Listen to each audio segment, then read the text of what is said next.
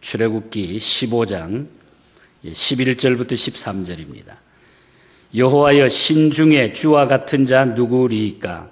주와 같이 거룩함에 영광스러우며 찬송할 만한 위엄이 있으며 기이한 일을 행하는 자 누구리이까? 주께서 오른손을 드신즉 땅이 그들을 삼켰나이다. 주께서 그 구속하신 백성을 은혜로 인도하시되 주의 힘으로 그들을 주의 성결한 처소에 들어가게 하시나이다. 아멘. 우리가 새해 연초를 맞으면 사람들이 자기 계획과 또 자기 자신에 대한 어떤 기대감도 갖지만은 또 어떤 사람들은 자기 자신을 너무 과소평가해서 인생을 어렵게 살아가는 그 운명론적인 이런 삶을 살아가는 사람들도 가끔 주변에서 보게 됩니다. 그러나 우리 예수 믿는 사람은 항상 우리 주님이 함께 하신다고 하는 이런 긍정적인 믿음과 또 확신을 가지고 우리가 출발을 하면은 우리가 생각하고 말하고 고백하고 믿는 대로 분명히 될 줄 믿습니다. 그런 믿음으로 꼭 사시길 바랍니다. 오래된 얘기입니다마는 중국 고사에 나오는 얘기입니다마는 그 해에 어떤 분이 물에 빠져 죽는다고 하는 팔자라고 하는 어떤 점쟁이의 이야기를 들었답니다. 당신은 금년에 물에 빠져 죽을 것이다. 그래가지고 이분은 그 얘기를 듣고 나가지고 강가에도 냇가에도 물이 있는 곳에는 죽어도 안 갔답니다. 절대로 물만 있는 곳은 다 피했다는 거예요. 조그만 물이 있는 곳은 다 피해 다녔답니다. 나는 물에 빠져 죽는데 나는 안 돼 그러면서. 그런데 이 사람은 늘 내가 물에 빠져 죽는다, 내가 물에 빠져 죽는다 라는 생각만 하게 된 거예요. 그래서 어느 날 이 사람이 기거하고 있는, 잠자고 있는 방이 하도 조용해가지고 아침에 방의 문을 열어봤더니 방에 그 병풍에 물 숫자가 있는데 물 숫자에 코를 박고 죽었더랍니다. 여러분, 우리 성도들은 그렇게 사는 게 아닌 것입니다. 여러분, 물 숫자에 코를 박고 죽는 우리 인생이 아닌 것입니다. 우리 주님이 함께 하시면은 하나님의 놀라운 역사를 우리는 계속 경험하게 될 줄 믿습니다. 그래서 그런 믿음으로 우리가 출발하시고 잠시 잠깐의 힘들고 어려움이 있다 할지라도 긍정적인 믿음을 가지고 출발하면은 은혜로 하나님이 우리를 분명히 인도해 주실 것입니다. 애굽에서 430년간 종살이 하던 이스라엘 백성들이 하나님의 은혜로 출애굽한 사건은 역사적인 사건이며 또 불가능을 넘어선 놀라운 기적이 아닐 수가 없습니다. 출애굽기 12장 51절 이하를 보면은 여호와께서 이스라엘 자손을 그 군대대로 애굽 땅에서 인도해 내셨다. 여호와 하나님이 인도해 내셨다. 또 출애굽기 13장 9절에 보면은 여호와께서 능하신 손으로 너를 애굽에서 인도하여 내셨다. 거기도 인도하여 내셨다. 또 14절에서도 여호와께서 그의 손의 권능으로 우리를 애굽에서 곧 종되었던 집에서 인도해 내셨다. 거기도 인도해 내셨다. 그리고 출애굽기 13장 16절에서도 보면 역시 그 손의 권능으로 우리를 애굽에서 인도해 내셨다. 그리고 출애굽기 14장 30절에도 보면은 그날에 여호와께서 이스라엘을 애굽 사람에서 구원해 내셨다. 이상의 구절들에서 발견하는 몇 가지 교훈이 있습니다.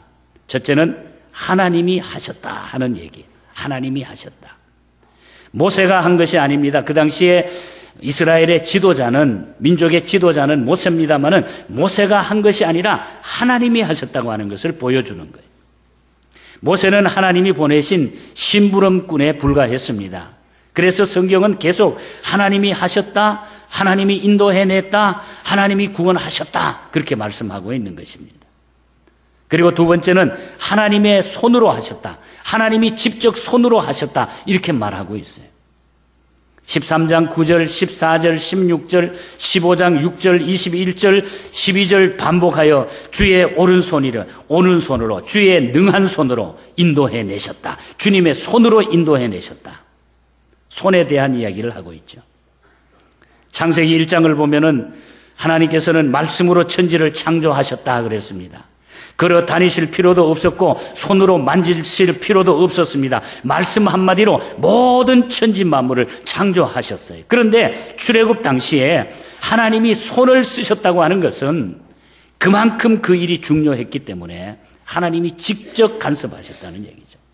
그러니까 하나님께서는 우리 하나님의 성도가 하나님의 백성들이 가는 그 길에 급한 일이 있을 때에 우리가 쓰러지고 넘어질 때 우리가 그대로 두면 안 될 때는 하나님께서 손으로 하나님의 능한 손으로 우리를 구원해 주신다는 거예요.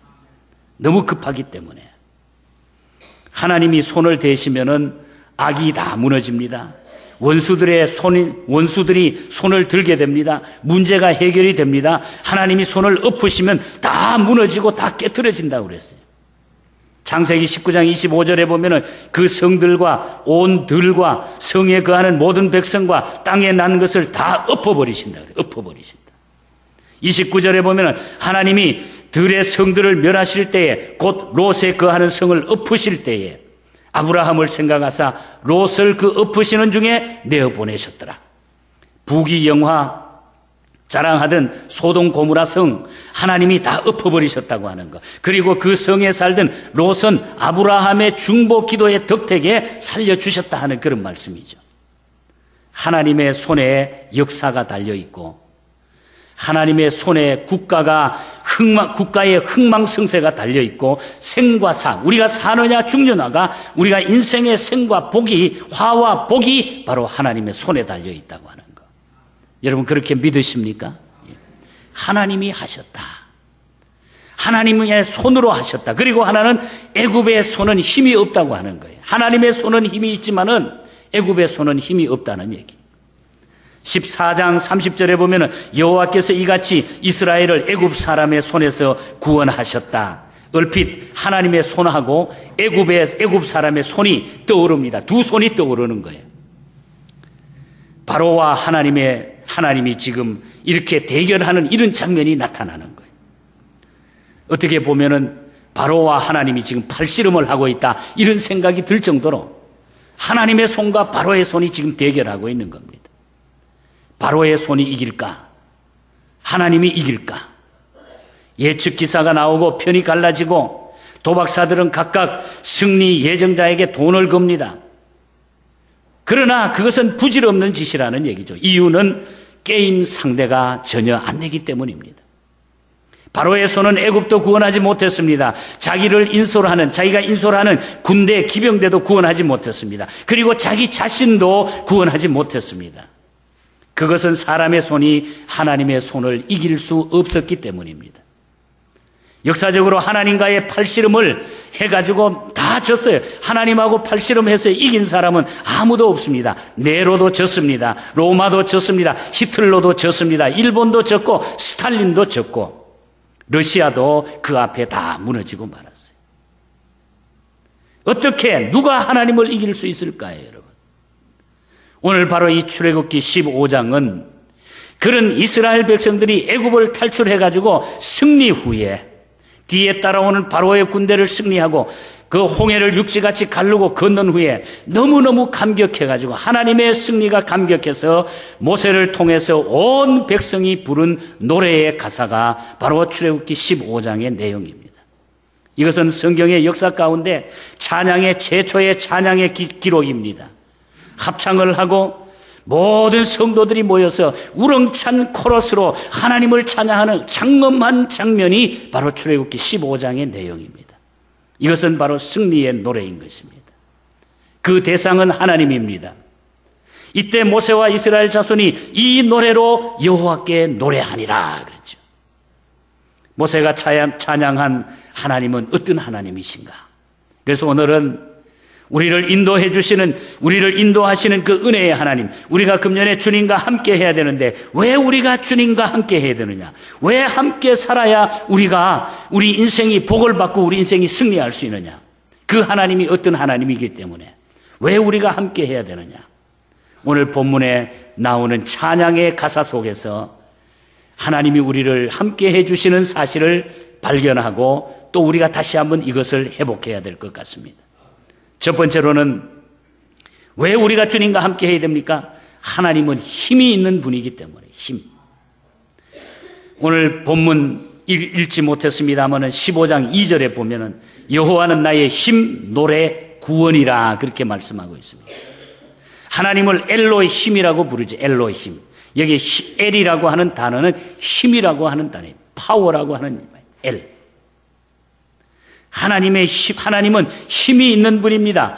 그 이름 자체에도 하나님은 힘이 있다고 하는 그런 말입니다. 오늘 8절에 보면은 오른손만 드셔도 바로의 군대가 다 파멸하게 됐다 그래요. 오른손만 들어도 하나님. 콧김만 내쉬어도 파도가 언덕까지 막 일어났다고 그랬어요. 콧김만 쉬어도. 이처럼 크고 강하신 하나님의 힘을 믿고 노래할 사람이 있는데 그가 다윗이라고 하는 사람이죠. 시편 27편에 보면은 여호와는 나의 빛이요 나의 구원이십니다. 내가 누구를 두려워하리요. 여호와는 내 생명의 능력이시니 내가 누구를 무서워하리요. 다윗이 고백하잖아요. 또 다윗은 시편 46편에서도 하나님은 우리의 피난처요 힘이시니 환난 중에 만날 큰 도움이시라. 그러므로 땅이 변하든지 산이 흔들려 바닷 가운데 빠지든지 바닷물이 흉용하고 뛰노르든지 그것이 넘침으로 산이 요동할지라도 우리는 두려워하지 아니하리로다. 세상이 파도치고 세상이 요동친다 할지라도 우리를 엄습해서 나를 위협해서 나를 덮는다 할지라도 우리는 두려워하지 아니하리라. 그러나 그보다 더 중요한 것은 힘이신 하나님이 나와 함께 해주시기 때문이라는 얘기. 시편 46편 5절에 보면은 새벽에 하나님이 도우시리로다. 7절에서는 여호와께서 우리와 함께 하시니, 또 11절에 역시 보면은 만군의 여호와께서 우리와 함께 하시니, 주님이 함께 하시니, 그 힘대신 주님이 함께 하시니 우리가 염려하고 두려워하고 걱정할 필요가 없다고 하는 그런 말씀입니다. 날마다 시간마다 순간마다 나와 함께 하시면서 나를 도우시고 힘이 되어주시고 힘을 공급해 주시는 그 하나님을 우리가 찬양해야 돼. 주님과 함께. 그래서 우리는 주님과 함께 하는 것이 좋은 것입니다. 그 힘 대신 주님이 나와 함께 하시면 우리가 인생길에 다 우리가 승리할 수 있고 모든 문제는 거기서부터 다 해결되기 시작한다는 것. 하나님은 나의 힘이십니다. 우리 한번 따라합시다. 하나님은 나의 힘이시다. 믿습니까? 예. 여러분 고백한 대로 될 줄 믿습니다. 여러분. 두 번째는 왜 우리가 주님과 함께 해야 되느냐? 하나님은 용사십니다. 용사. 용감한 용사시라. 출애굽기 오늘 본문 15장 3절에 보면은 여호와는 용사시니 그래요. 용사. 이 용사는 군대 용어입니다. 군대 가운데서도 가장 싸움을 잘하고 전략이 뛰어난 사람을, 그래서 싸움마다 승리하는 장군을 가르쳐 가지고 용사 같다, 용사라 이렇게 부릅니다. 제일 싸움 잘하고 용감한 사람을 용사라 이렇게 부르는 겁니다. 사사기에 보면은 기드온을 용사라 이렇게 불렀죠. 용사. 마가복음 5장에 보면은 귀신 들린 사람 이야기가 나옵니다. 그 사람은 귀신이 들려가지고 거처하는 자기의 집이 무덤 사이에 거처하고 있어요. 무덤 사이에. 쇠사슬로 묶어 놓을 수도 없었어요. 쇠사슬을 끊어버리고 늘 소리를 지르면서 돌로 자기 몸을 막 상하게 합니다. 무덤 가운데, 무덤 사이에 살면서. 그런데 어느 날 예수님이 그 동네를 지나가시게 되었습니다. 귀신 들린 사람이 그걸 알았어요. 예수님이 지나가신다는 소문을 듣게 됩니다. 귀신 들린 사람이 예수님이 지나갈 때 마가복음 5장 7절에 보면 이렇게 소리를 지릅니다. 지극히 높으신 하나님의 아들 예수여, 나와 당신과 무슨 상관이 있나이까? 원컨대 하나님 앞에 맹세하고 나를 괴롭게 하지 마십시오. 나를 괴롭게 하지 마십시오. 귀신 들린 사람이 하나님의 아들 예수인 것을 안 거예요. 여러분, 귀신은 이미 예수님이 누구인지, 얼마나 예수님이 큰 능력을 가지고 있는지를 알고 있었습니다. 다시 말하면 신에 관한 지식, 신지식을 귀신도 가지고 있었다는 그런 얘기예요. 우리는 신지식과 신앙을 혼돈하면 안 됩니다. 하나님에 관해서 아는 것, 배운 것, 우리가 성경 공부 열심히 해가지고 하나님을 아는 것, 이것은 신지식일 뿐입니다. 신학일 뿐입니다. 그것이 곧 신앙이 되는 게 아니에요. 내가 하나님에 대해 안다고 하는 것, 내가 성경 지식을 많이 가지고 있다고 하는 것, 그것이 신앙이 아니에요. 믿지 못한다고 하면.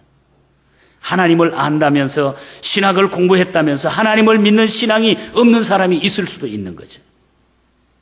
귀신도 신지식을 가지고 있었어요. 귀신도. 그래서 예수께서 그 귀신 들린 자에게 말씀을 하십니다. 뭐라고 그럽니까? 더러운 귀신아, 그 사람에게서 나오라.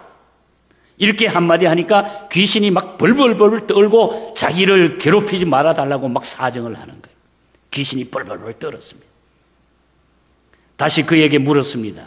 예수님이 내 이름이 뭐냐? 이렇게 물었어요. 그랬더니 그 귀신 들린 사람이 대답하기를 내 이름은 군대니 많음이라, 우리가 많음이라. 군대라는 이야기를 하는 군대. 여기서 말하는 군대는 어떤 사단이나 군단 병력을 말하는 것이 아니고 육해 공군 예비역까지 포함한 전군을 다 의미하는 거예요. 다 모여있는 군대라, 다 모여있는 군대라, 이렇게 얘기를 하는 겁니다. 예수님과 군대 마귀의 영적 전쟁이 거기서 시작이 된 겁니다. 예수님과 군대 마귀의 영적 전쟁. 군대 마귀가 예수님을 에워싸고 있습니다. 그런데 예수님이 그 동네를 들어서는 순간부터 귀신은 떨기 시작한 거예요. 떨기 시작한 거예요. 그 사람에게서 나오라는 명령 한마디에 귀신은 나오지 않을 수가 없었어요. 그러면서 제발 우리를 산 곁에 있는 돼지떼에게 들어가게 하소서. 돼지떼에게 들어가게. 참 견딜 수가 없는 거예요. 예수님이 한마디 하니까 이 귀신들이 떨면서 어디 갈지를 몰라 견딜 수가 없어서 우리가 돼지떼로 들어가게 해달라. 그래서 13절에 보면은 더러운 귀신들이 나와서 돼지에게로 들어가니 거의 2,000마리나 되는 떼가 바다를 향하여 비탈로 내달아 바다에서 몰살하게 죽었더라. 그 귀신들이 전부 돼지떼로 들어가가지고 2,000마리가 넘는 그 돼지들이 바다에 빠뜨려가지고 거기에서 다 죽는 이런 일들이 벌어졌다고 하는 그런 얘기입니다. 말씀 한마디로 군대를 이기시는 예수님, 이보다 더 위대한 용사가 어디 있느냐 그 말이에요. 하나님은 용사십니다. 애굽을 꺾고 바로를 수장시키고 귀신을 물리치는 용사, 장군, 대장, 총사령관, 그 어떤 이름을 들여도 부족함이 없는 그런 분이 우리 하나님이십니다. 그 하나님이 나의 하나님이 되십니다. 그래서 우리는 주님과 함께 해야 돼요. 주님과 함께 할 때에 우리 주님은 나의 힘이 되어주시고 용사가 되어주십니다. 알아서 척척 다 승리할 수 있도록 모든 것을 내 앞길을 다 치워주신다는 거예요. 다 치워주신다고 하는 거예요. 그래서 우리는 주님과 함께 해야 되는 것입니다. 이 주님이 여러분의 인생길에, 남은 인생길에 용사가 되시는, 사령관이 되어주시는, 알아서 해결해 주시는, 마치 마귀 사탄을 물러뜨려서 가지고 돼지떼에서 다 몰살시켜 주시는 것처럼 우리 인생길에 우리를 괴롭히고 우리의 길을 막고 있는 어두운 그림자들을 금년에도 다 물리쳐주는 하나님이신 것을 믿고 함께 할 수 있기를 축복합니다. 여러분. 분명히 믿으면 그대로 되는 거예요. 마지막 세 번째로는 왜 우리가 주님과 함께 해야 되느냐? 하나님은 인도자이시기 때문입니다. 우리를 인도해 주시는 인도자이기 때문에. 오늘 출애굽기 15장 13절을 보면은 주께서 그 구속하신 백성을 은혜로 인도하시되 주의 힘으로 그들을 성결한 처소에 들어가게 하시니라. 주의 힘으로 그들을 성결한 처소에 들어가게 하시리라. 그리고 17절에 보면은 주께서 백성을 인도하사 그들을 주의 기업의 산에 심으시리라. 주님께서 그 백성을 인도해가지고 그들을 주의 기업의 산에 인도해 심는다. 그 산에 튼튼하게 심어준다. 어디로 인도하느냐가 중요합니다, 여러분. 마약 중독자는 마약이 있는 곳으로 유혹할 것입니다. 술 친구는 술집으로 인도할 것이, 세상에 푹 빠져 있는 사람들은 세상으로 우리를 인도할 거예요. 그러나 하나님은 성결한 곳으로, 예비하신 기업의 땅으로 하나님이 우리를 인도해 주신다고 그랬습니다. 이스라엘을 애굽에서 인도하시는 하나님은 그들을 가나안 땅에까지 인도해 주신다고 그랬어요. 우리를 죄에서 구원하신 하나님은 영원한 가나안 땅, 천국까지 우리를 인도하시는 것입니다. 물론 가는 길이 험하고 가파를 수가 있어요. 하지만 인도자가 하나님이십니다. 그래서 걱정할 것이 없어요. 하나님은 우리의 인도자가 되십니다. 주님은 우리의 인도자가 되십니다. 그래서 그 주님과 함께 해야 돼요. 1833년 뉴맨이라고 하는 사람이 지은 찬송가 429장, 오늘 우리에게 큰 은혜를 주는 그런 찬송가입니다. 내 갈 길 멀고 밤은 기쁜데 빛 대신 주, 저 본향집을 향해 가는 길 비추소서. 내 가는 길 다 알지 못하나 한 걸음씩 늘 인도하소서. 이전에 방탕하게 지낼 때 교만하여 마음대로 고집하던 이 죄인 사하소서. 내 지은 죄 다 기억 마시고 주 뜻대로 늘 주장하소서. 3절 가사에 보면 이전에 나를 인도하신 주 장래에도 내 앞에 험산줄령 당할 때 또 웃어서 밤 지나고 저 밝은 아침에 기쁨으로 내 주를 만나리. 주님은 우리를 인도해 주신다고 그랬어요. 어두운 밤에도 인도해 주신다고 했어요. 누가 이 거칠고 기약 없고 황량한 인생길에 인도자가 되어주고 안내자가 되어주고 동행자가 되어줄 수 있겠습니까? 안전한 권력입니까? 아닙니다. 권력은 오래가지 못합니다. 권력을 가진 사람들은 10년, 20년, 1000년, 만년 지고 싶겠지만 권력은 어떻게 보면 이동성 고기압과 같은 거예요. 잠깐 있다가 사라지는 고기압과 같습니다. 돈입니까? 돈도 아니에요. 몇 년 전에 우리 한국에서 제일 돈 많은 재벌인 삼성의 이건희 회장님의 딸, 뉴욕에 와서 공부하다가 자살해서 죽은 사건 알잖아요. 돈 많은 그 기업인의 딸이 천문학적인 돈을 곁에 둔 채 스스로 자살해서 세상을 떠났습니다. 돈이 행복의 조건이 되고 삶을 풍요롭게 해주고 인생길에 인도자가 된다고 하면 왜 무엇 때문에 재벌 회장이 목숨을 끊어야 합니까? 왜 무엇 때문에 재벌 집딸이 산더미 같은 돈을 마다하고 생명을 끊어야 합니까? 명예도 마찬가지, 정치도 마찬가지, 지식도 마찬가지. 유명한 영화배우가 왜 자기의 생명을 그냥 끊어버리는 겁니까? 왜 유명한 정치인이 자살해서 죽는 것입니까? 지식이 아까운 학자들이, 대학 총장들이 왜 자살해서 생명을 끊어버리고 있습니까? 뉴맨의 찬송처럼 갈 길이 어둡고 멀어도 빛 대신 주님이 나와 함께 하셔야 돼요. 험산줄령, 흑암, 절망, 좌절, 실패가 눈덩이처럼 우리 앞에 밀려와도 주님이 나의 인도자가 되신다는 걸 우리가 알아야 돼요. 우리를 진정으로 인도해 주실 분, 우리를 기쁘게, 우리를 진정한 승리자로 만들고 인도해 주실 분은 우리 주님밖에 없습니다. 주님밖에 없어요. 주님은 우리의 삶의 진정한 인도자가, 안내자가 되어 주시는 것입니다. 얼마 동안 인도해 주십니까?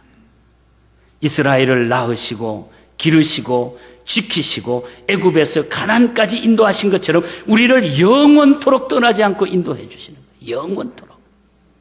우리를 영원토록.